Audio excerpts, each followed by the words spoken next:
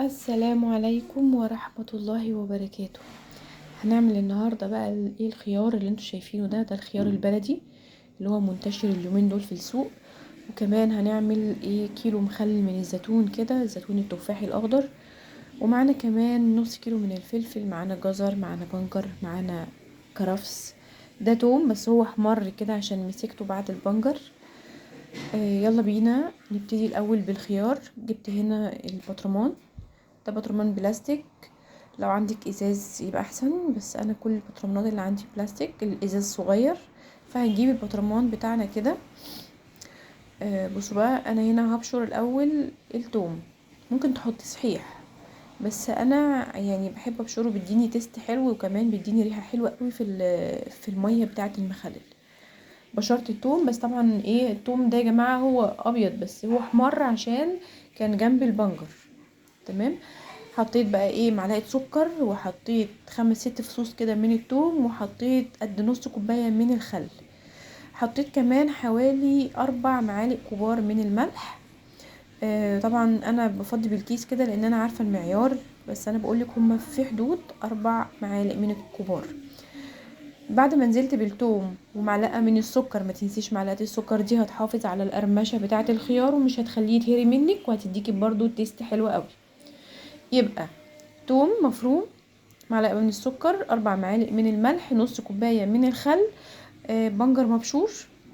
تمام. ونقلب بقى ايه كل ده مع بعض كده. حطيت كمان كوبايه من الميه، طبعا احنا غاليين ميه وسبناها لما تبرد تماما عشان تبقى ميه متعقمه للمخلل. تمام.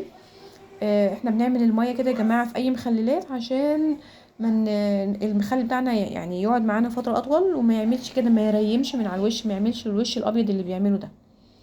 حطيت معلقه من الكمون المطحون ومعلقه من الكزبره المطحونه.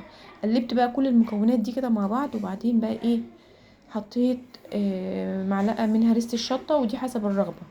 يعني عايزاه حراق حطي شطه، مش عايزاه حراق يبقى استكفي بالبنجر. تمام. اهو بصوا بقى، قلبنا كده كل المكونات. قلبنا الملح والخل والثوم والبنجر والسكر والملح والكمون والكزبره. جبنا بقى ايه الخيار، دول 2 كيلو من الخيار. تمام. بصوا بقى هنعمل كده، هننزل بقى الخيار كده. انا الخيار ده يعني يومين وهناكل منه على طول. انتوا عارفين الخيار ما بياخدش وقت في التخليل، يعني يومين 3 اسبوع بس وقت، يعني الفترة اللي هيقعدها معاكي في البطرمان ان شاء الله يبقى كويس، مش هيبقى وحش خالص ولا هيتهري عشان معلقة السكر اللي احنا حطيناها. حطيت بقى كده شوية صغنطتين كده من الفلفل عشان يدوني يعني ايه تيست حلو قوي، يعني بيديني برضو ريحة حلوة قوي الفلفل مع الخيار، بيخلي ريحة الخيار والمية بتاعة المخلل ريحتها حلوة. ممكن تعملي الخيار لوحده مفيش اي مشكلة. كده خلصنا كمية الفلفل والخيار بتاعتنا، وممكن كمان تعملي الخيار بس مفيش مشكلة. حطينا بقى هنا بقية كمية المية اللي احنا كنا غليناها وسيبناها تبرد. بصوا بقى هنا المية حطيناها، غطينا بيها المخلل بتاعنا. ابتدي بقى ان انا اقلب كده ايه البطرمان على اساس ان يعني البنجر يروح في المية كلها، فالمية كلها تبقى حمرا. فاهمين؟ اهو بصوا بقى كده قلبناه. بالنسبة للملح، حطي الملح بتاعك، يعني حطي ملح ودوقيه كده على طرف لسانك. لما بتدوقي الملح بتعرفي ال4 معالق إيه كويسين ولا قليلين ولا كتار كده. فاهمين؟ يعني انا ال4 معالق دول كانوا كويسين قوي على 2 كيلو من المخلل. هنا بقى جبنا الزيتون، دي بقى ايد بنتي بتحب تساعدني كده في الحاجات اللي هي اللي بتبقى سهله. خليتها كده ايه شقيت لي الزيتون شق كده من الجنب زي ما احنا متعودين، بس ما بننقعهوش. حطينا على الزيتون بعد ما شقناه كله، حطينا عليه حزمه من الكرفس، وما تنسيش بقى حزمه الكرفس دي بجد اساسيه في المخلل.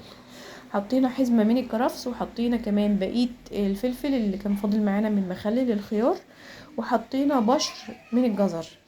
الجزر مش لازم كمية معينة، يعني حسب ما انت بتحبي. انا كان عندي حوالي ربع كيلو من الجزر، حطيتهم كلهم.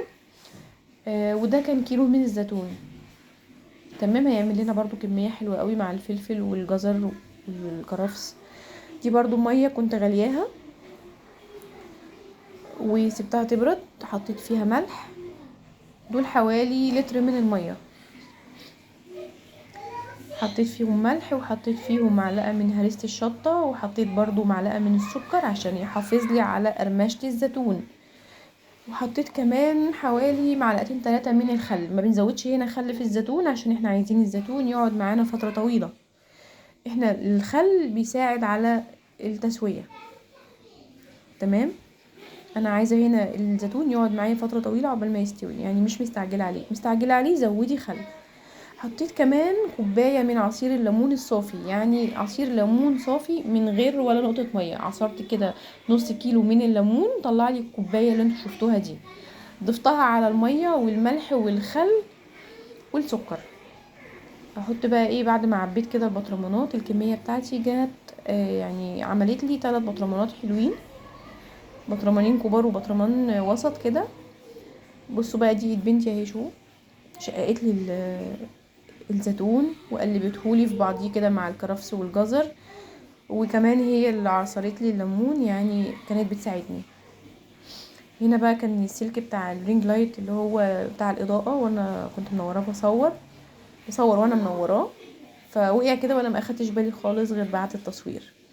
هننزل بقى ايه المحلول الملح بتاعنا ده او ميه المخلل التحفه دي، هنغطي بقى ايه المخلل كده. بصوا بقى، بالنسبه يا جماعه للزيتون هنشققه، مش هننقعه خالص، لان النقع ده مع الزيتون المشقق بيخلي الشق ده يسود، فاحنا مش عايزينه يسود.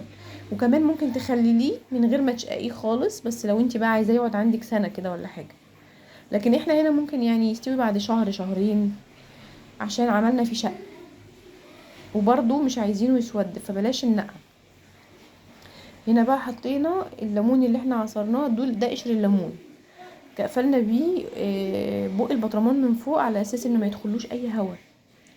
قفلنا كمان باكياس كده من الاكياس التلاجة، قطعناها كده قصقصناها وحطينا كده على البطرمان من فوق، وقفلنا الغطا عشان يبقى محكم الغلق، عشان ما يخشوش برضو الهواء ويعمل لي رواسب. فعشان كده بنقفل بقشر الليمون اللي احنا بنعصره كده. كانت الكميه بتاعتي خلاص خلصت. يا رب كان النهارده يكون الفيديو عجبكم، ما تنسونيش في اللايك والشير والسبسكرايب.